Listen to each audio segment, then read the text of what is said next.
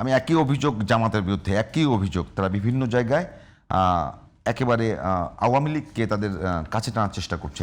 শুধু আবারও প্রশ্ন কিন্তু একই রকম, যে শুধুমাত্র ক্ষমতার জন্য দীর্ঘদিন যাদের দ্বারা নির্যাতিত হলেন তাদেরকে কাছে টানার চেষ্টা করছেন আপনারাও। জি না, অবশ্যই এটা মানে গ্রহণযোগ্য না, এবং এটা কেউ করে থাকলে এটা সঠিক না।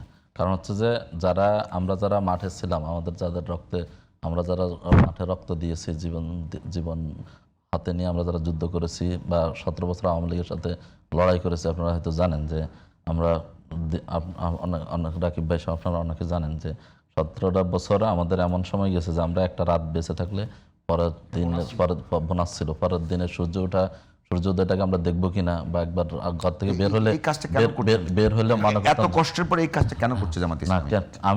আপনি এখন কোথায় কে করছে আমি জানি না। আপনি ঢাকাতে মনোনয়ন দিয়েছেন, তার বিরুদ্ধে অভিযোগ আছে। ঢাকাতে মনোনয়ন দিয়েছেন, যার বিরুদ্ধে অভিযোগ দিয়েছেন তার ছবি দেখা গেছে হাজী সেলিমের সাথে।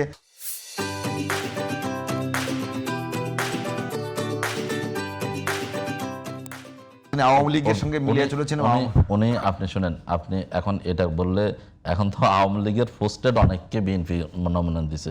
আপনার বাগেরহাটে একদম সুস্পষ্টভাবে সে নিজে বলছে সে কোন পোস্টে ছিল, যুবলীগের সেই সহ আসছে।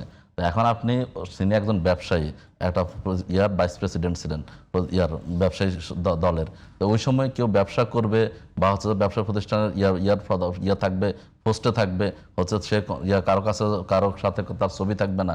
এটাই ওই রাজনীতি, ওই পরিস্থিতি গত 17 বছরে বাংলাদেশে ছিল। কিন্তু উনি পোস্টেড কোনো আওয়ামী লীগের কোনো জায়গার কোনো পোস্টেড লোক, সেটা তো কোনো প্রমাণ নেই।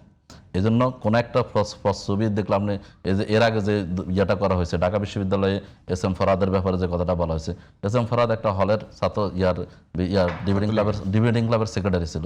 ডিবেটিং ক্লাবের সেক্রেটারি ওই সময় আমি যেটা বলি এটা শুনেন, আপনি দেখেন, আপনিও হলে ছিলেন, আমরা হলে ছিলাম, বা যারা ক্যাম্পাসে ছিল, হ্যাঁ কোন সময় ছিলেন সেটা কোন সময় হাসিনা আমলে ছিল? মামা আমার কি বয়স কি খুব বেশি নাকি? আমি তো হাসিনা হওয়া থেকে আপনি তাহলে মিছিল করতে হয় না? আমি যাইনি, হয়তো আপনি একদিনও যান না ভাই? না একদিনও যাইনি। আপনি বড় একদিন সিঙ্গেল ডে যাইনি।